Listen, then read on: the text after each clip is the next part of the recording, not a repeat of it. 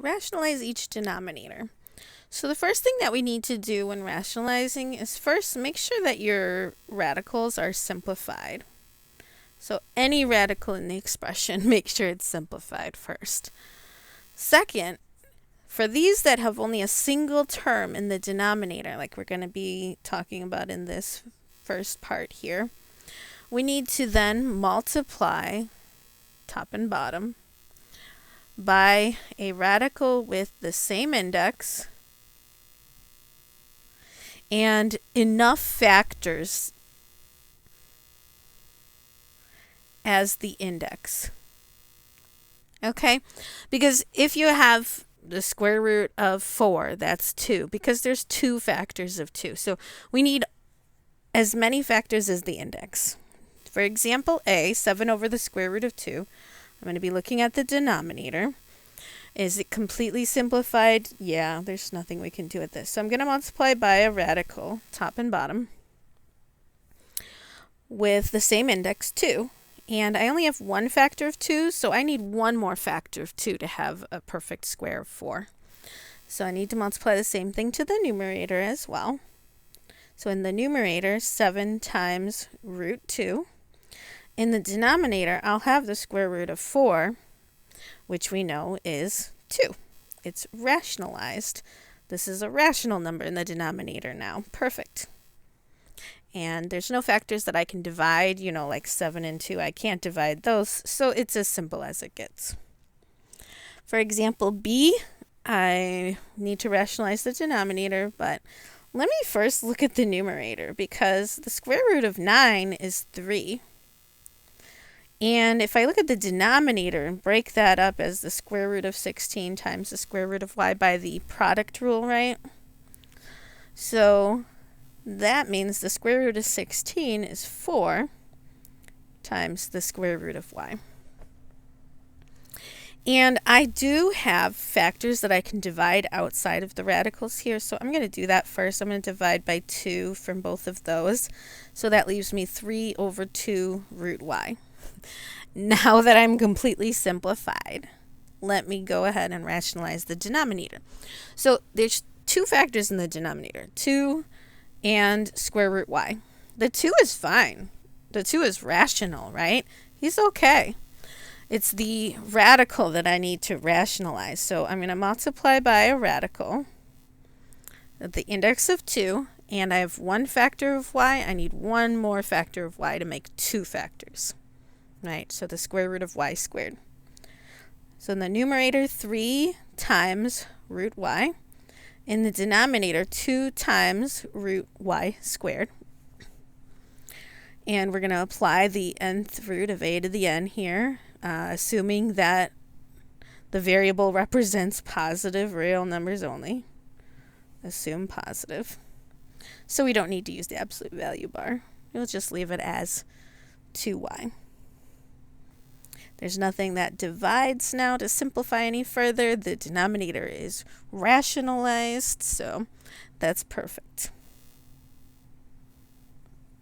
Now, example C, I have the cubed root of 2/25. The first thing I need to do here is I got to separate this. I need a separate numerator and denominator so that I can rationalize. So then I'm going to see if I can simplify the denominator. I know the numerator doesn't simplify because that's just one factor of 2. So 25 is 5 times 5. Well, that doesn't simplify, but that helps me to rationalize. So I'm going to rationalize the denominator, multiply by a radical with the same index. This time it's a 3, so I need a cube root. And I have 2 factors of 5, right? I need one more factor. So I need one factor of 5 to make 3 in the denominator altogether. So in the numerator, cubed root of 2 times 5, both under the same radical, same index. In the denominator, cubed root of 5 times 5 times 5, which has a perfect root of 5. But the numerator, they don't have enough factors, so 2 times 5 is 10 to complete my rationalization.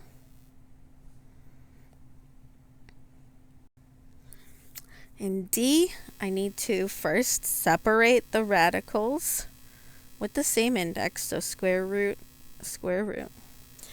Can I simplify these radicals as they are? No. So now I'm going to rationalize. I'm going to multiply by a radical as the same index in the denominator.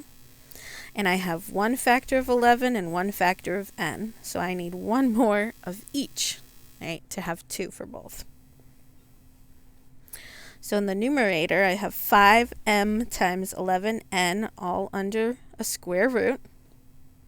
In the denominator, I have 11n times 11n all under the square root.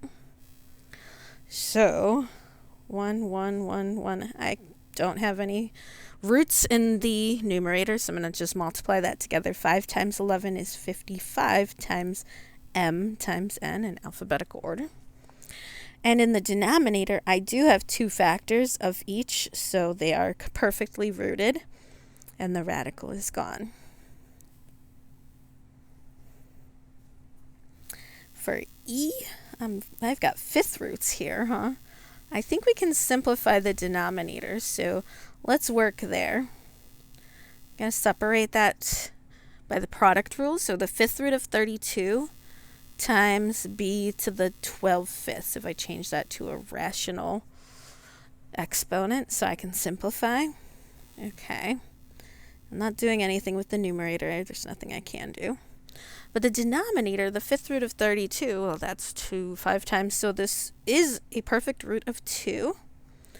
Then b to the 12/5, let's see. If I do 5 into 12, that happens twice, right? So that's 10, and 12 minus 10 is 2 left over. So that means b squared outside the radical. Inside the radical with an index of 5, we have b squared. Okay, and that's simplified there. So now I can look at rationalizing the denominator. So I need a radical with an index of 5, and I have 2 factors of b. I need 5, so 5 minus 2, that means 3 more. Okay, so let's multiply that to the numerator, a squared times b cubed under the 5th root radical. And in the denominator, 5th root of b squared times b cubed, so that's b to the 5th, which is good. That's what we wanted.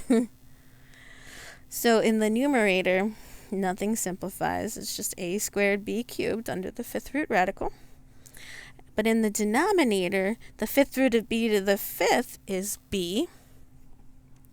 So that means 2b squared times b is 2b to the 3rd. It adds another exponent there by the product rule of exponents.